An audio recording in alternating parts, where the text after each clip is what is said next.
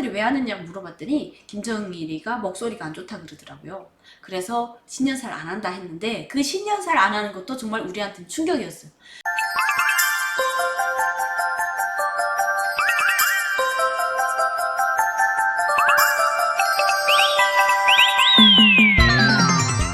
안녕하세요. 김지영TV의 김지영입니다. 여러분, 제가 코로나19로 지쳤는지 맛이 많이 갔더라고요. 저번 영상을 보니까 정말 말도 더듬더듬 천천히 하고 기운이 다 빠졌어요. 그래서 오늘 시간부터는 정말 최대한으로 기분을 업을 시켜서 여러분들과 소통을 해보도록 하겠습니다. 제가 저번 시간에 그 라디오 아나운서의 목소리, 그 서울에서 들려오는 그 서울 여자의 섹시하면서도 막 나른한 그 목소리를 들었다고 했잖아요.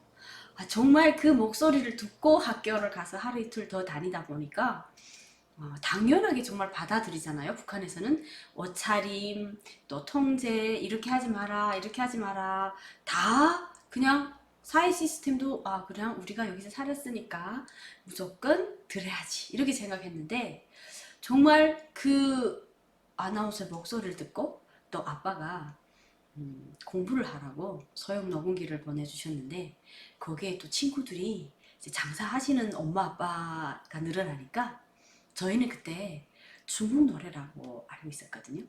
근데 그게 중국 노래가 아니고 지금 보면 그게 대한민국 노래였어요. 그래서 대한민국 노래를 들으니까, 그 여러분들 이제 유튜브 보시면 북한 노래도 다 검색이 되잖아요. 북한 노래 들으면 막 이렇게 해서 소리 막 치고 하면, 그걸 저녁에 10시 이후에 이어폰 딱 끼고 들으면 잠이 확 깨요.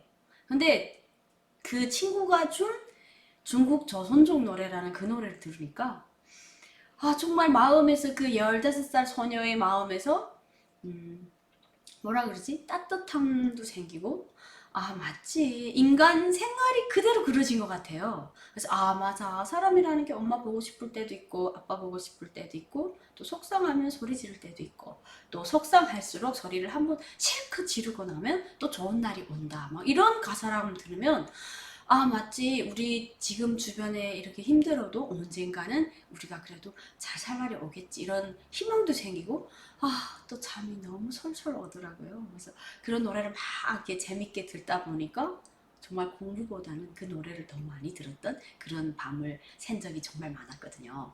근데 아무튼 그 라디오를 들었는데, 당시에 그 아나운서가, 저는 그 라디오를 들은 지 아직 이제는 20년도 넘어됐어요. 근데 그 아나운서의 목소리가 아직도 귀에 쟁쟁해요. 그때 그분이 뭐라고 하셨냐면, 여러분, 시장에서 지금 신문지 한 장 깔고 멋을 팔고 있는 장사하시는 분들을 그냥 지나치지 마세요. 그분들이 앞으로 북한의 경제를 좌지우지할, 북한의 경제를 이끌어갈 재벌들이라고, 자본가들이라고 이렇게 했었어요. 근데 저는 그때 그게 충격이었어요. 왜냐면 야, 남한에서 이걸 안다는 게 더 신기했어요. 우리 북한이 지금 그 시장 앞에 신문지 깔고 뭐 파는 그 할아버지들, 아저씨들이 있는 걸 어떻게 알았지? 시장에서 지금 신문지 깔고 책 한 권 들고 나오고, 또 이제 소랭이 두부 몇 모 들고 나오고, 술 몇 병 들고 나오고. 그때는 정말 장사가 활발하지 않아서 집에 있는 걸 먼저 나와서 팔고 그거로 쌀을 바꿔 먹고 이랬었어요. 그러다가 정말 중국에서 오는 사사 여행자가 해산에 들어오니까 그 중국 물건을 가지고 앞쪽에 가서 쌀을 바꿔서 그걸 팔고, 또 그 판 돈을 가지고 물건을 사, 이렇게 장사를 했었는데, 야, 남도소에서 어떻게 이걸 알지? 이런 생각이 들더라고요. 그러니까 섬찟하면서도, 야, 진짜 이게, 우리 그 북한에 있을 때는요, 저희 학교를 가는 길에 망간첩투쟁 전람관이라는 게 있었어요. 그게 보위부에서 경영하는 건데, 그게 가면 그 남한 안기부에서 지시를 받은 북파 간첩들이 이제 북한의 자료를 남한에 넘기고, 또 남한의 그 자본주의 날라리풍을 북한에 유포시키고, 그래서 이런 간첩들이 정말 많은데, 이 간첩들은 우리 인민의 그 정말 날카로운 감시 속에서 들통난다. 그래서 어떡하나 잡히니까 이런 것을 하지 말고 또 이렇게 수상한 사람이 있으면 바로바로 신고를 해라! 이런 의미로 밤같은 투쟁 전람관에 가면 학교에서 계속 한 달에 한 번씩 가서 그 영상을 보거든요. 그래서 그때 진짜 우리 동네에 간첩이 살 수도 있겠다. 우리나라에 간첩이 그렇게 많은가? 이런 생각을 했었는데 저는 그 라디오를 들으면서 간첩이 있구나. 아니 간첩이 있으니까 이거 신문에 못 파는 거 알지. 근데 신문에 못 파는 거 그때 국가에서 교육이 뭐였냐면 그 김일성이 탁 죽고 94년도에 95년도 공동사설이에요. 해마다 김일성의 시대에는 신년사란 걸 했는데 김정일 시대에는 신년사를 한 번도 안 했어요. 사람들이 왜 하느냐고 물어봤더니 김정일이가 목소리가 안 좋다 그러더라고요. 그래서 신년사를 안 한다 했는데 그 신년사를 안 하는 것도 정말 우리한테는 충격이었어요. 그리고 설맞이 공연도 다 없어졌어요. 그러니까 저희가 사춘기, 대한민국에서 정말 사춘기라고 하던 그 시기에는 저희가 모르고 겪었던 그 시대의 정신, 또 그 사춘기가 누구의 탓인지도 모르고 그냥 이게 사춘기인지도 모르고 세상에 왜 이러지? 이렇게 세상이 너무 험악해지니까 엄마 아빠한테 화낼 것도 없고요. 세상이 돌아가는 게 너무 급변하고 있으니까 그게 얼려서 이렇구나 저렇구나 하다 나니까 저희 사춘기가 그렇게 흘러갔어요. 그래서 제가 대한민국에 와서 제일 이렇게 감명 깊게 반 소설이 82년생 김지영이거든요. 근데 제가 북한에서 태어난 82년생 김지영이에요. 그래서 북한과 남한의 차이, 그러니까 그때 당시에 김지영 씨의 삶을 보면 제가 북한에서 태어나서 자라던 그 시기랑 정말 어딘가 모르게 비슷하고 짠하고 아픔을 같이 아팠고 그런 시대였구나, 동시대를 살았구나 생각을 했지만 저희 사춘기는 정말 그렇게 흘러갔어요. 시장에 뭐 파는 할아버지를 보면서 또 도로에 숨져있는 꽃제비 시신을 보면서 또 우리 학급에 같이 어제까지 가방을 메고 옆에 책상에서 공부하던 애가 오늘부터 학교를 안 나와. 왜? 배고파서.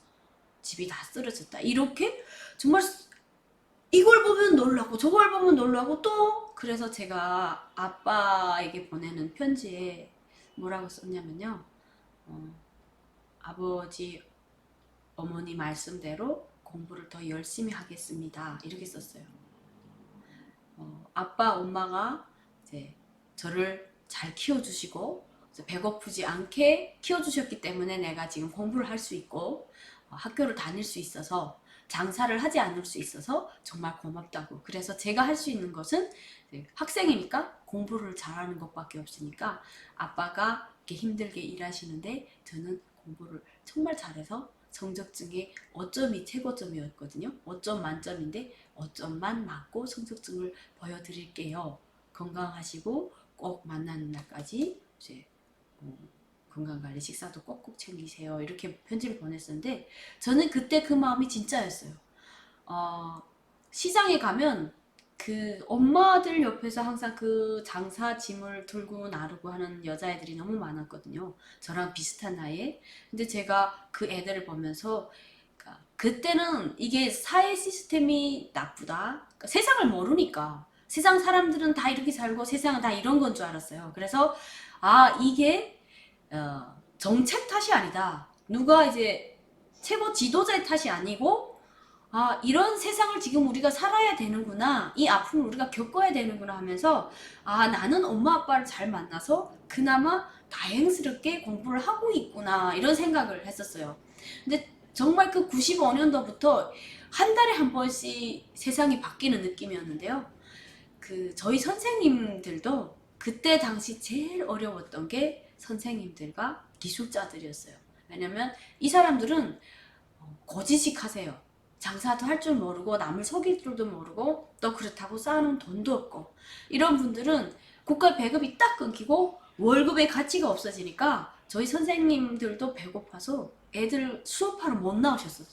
그래서 학급의 엄마들이 쌀을 먹고 기름을 먹고 부식물을 모아가지고 선생님네 집에 갖다 드리고 이걸 드시고 또 애들 공부하러 이제 나와 달라고 이렇게 하던 시기인데 제가 그 고등중학교를 졸업할 때는 18살이었거든요. 그래서 그 18살 나이는 북한의 매체 조선중앙 TV에서 뭐라 했냐면 그 아나운서의 그분들을 없이 보지 마세요. 그분들이 나중에 북한 경제를 이끌고 갈 자본가들입니다. 라고 말했는데 북한 정부에서 당시 뭐라고 했냐면 장사를 지금 하고 있는 비양심적인 인간들은 나중에 먼 훗날 후대들에게 또 조국의 떳떳지 못한 과거를 청산해야 될 것이다. 당신은 돈의 노예로 살 것인가? 아니면 이 잠깐 지나가는 고난을 이겨내고 사회주의 강성대국을 끝까지 완수할 것인가? 당신은 과연 어느 길을 택할 것인가? 이렇게 계속 이제 북한에서는 홍보를 하고 시대의 정신이었어요. 배고픔은 잠깐, 우리의 미래는 언제나 사회주의다. 우리는 수령님의 유언대로 사회주의를 건설해야 된다. 그때는 공산주의였어요. 수령님의 유언대로 공산주의 건설을 완수해야 된다.